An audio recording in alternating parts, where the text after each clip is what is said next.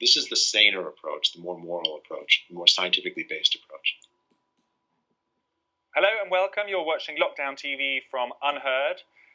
So as the eyes of the world have been on the United States and on the health of President Trump, three prominent scientists for this past weekend have been meeting in a house in Massachusetts to talk about the COVID-19 pandemic more broadly. And they have come together to produce a declaration which sets out an alternative approach to how this virus should be tackled. They are Dr. Martov Kulldorff from Harvard, Dr. Sunetra Gupta from the University of Oxford, and Dr. Bhattacharya from Stanford. I am delighted that the three of them join me now from Great Barrington, Massachusetts, where they've been meeting all weekend. So perhaps if we just start with you, Dr. Kulldorff, what are you doing and why are you there? Well, thank you for having us.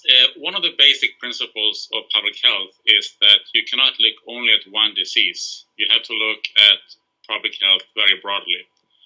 And the strategy we have used for COVID-19 has not been good for COVID-19, but it's also generated enormous collateral damage on other public health. Less plummeting vaccination rates, less cancer screening, worse outcomes from cardiovascular diseases and mental health problems, and so on. So we think it's important to present an alternative way to approach COVID-19. And this is nothing revolutionary, because this is things that people have been saying since the very beginning back in March, but it's often been dismissed. So we were thinking coming together, three scientists from reasonably respectable universities to sign a declaration urging the world to look into a different approach might have a good effect, where we do a better job protecting older people and other high-risk groups, while we let children and younger adults live their lives normally, going to in-person schools and universities, etc.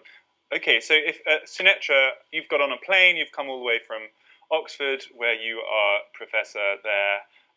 Why did you want to take part? And what is this alternative proposal that you're making? Our intention of putting on the table an alternative strategy for dealing with the current crisis, which protects the vulnerable, but at the same time allows us to minimize the damage done particularly to the young and the disadvantaged sectors of our population.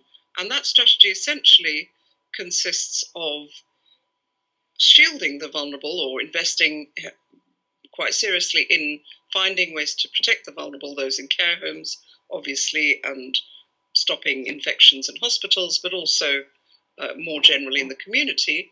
We think we can do that while allowing those who are not vulnerable to this disease to go out there and get infected and build up what we call, and will continue to call, herd immunity, which is a level of immunity in the population that reduces the risk for everybody, which of course is consequential, particularly for those who are vulnerable. So this is what many of us quite independently have come up with, or have been thinking in various different ways. Using different approaches, we've arrived at fairly similar conclusions, but this has not been given a wide reception. In fact, we've met with resistance. So I was extremely pleased and honoured when Martin suggested that we might all meet here, the three of us, and put together something along the same lines for, I suppose, a slightly different constituency. So, Dr. Bhattacharya, then, if Dr. Gupta just mentioned herd immunity, she came right out with it. That's the phrase that people are very anxious to avoid using. I mean, even the Swedes say that that's not their strategy, that just is a possible byproduct. Are you advocating a herd immunity strategy? So herd immunity is not a strategy. Herd immunity is a fact about most infectious diseases, the course that they spread through the population. Even if we were to have an effective vaccine, we would be relying on herd immunity as the endpoint of this infectious disease epidemic. So it's less of a strategy than a recognition of a biological fact.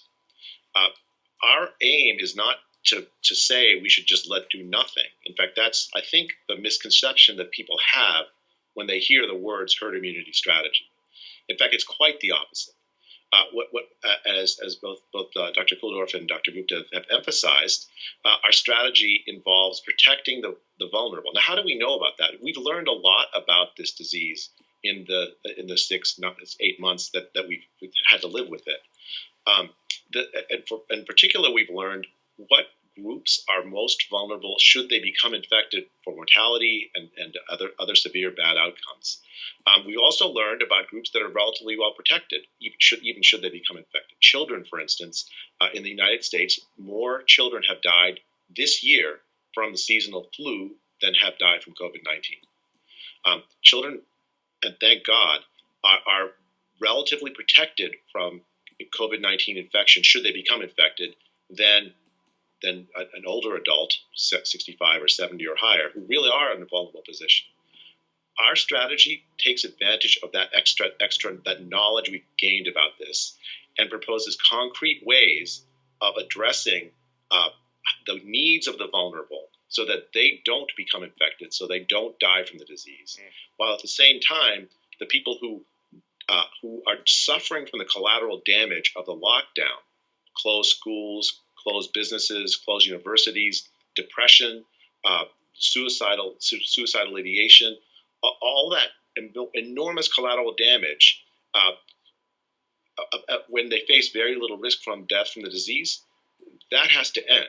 So the premise is not to do something reckless. The premise is to take account, as Dr. Kulldorff said, of all of public health, all of the harms. We care about cancer. We care about mental illness. We care about all these things. We are not simply just bags of germs infecting one another. We're human beings.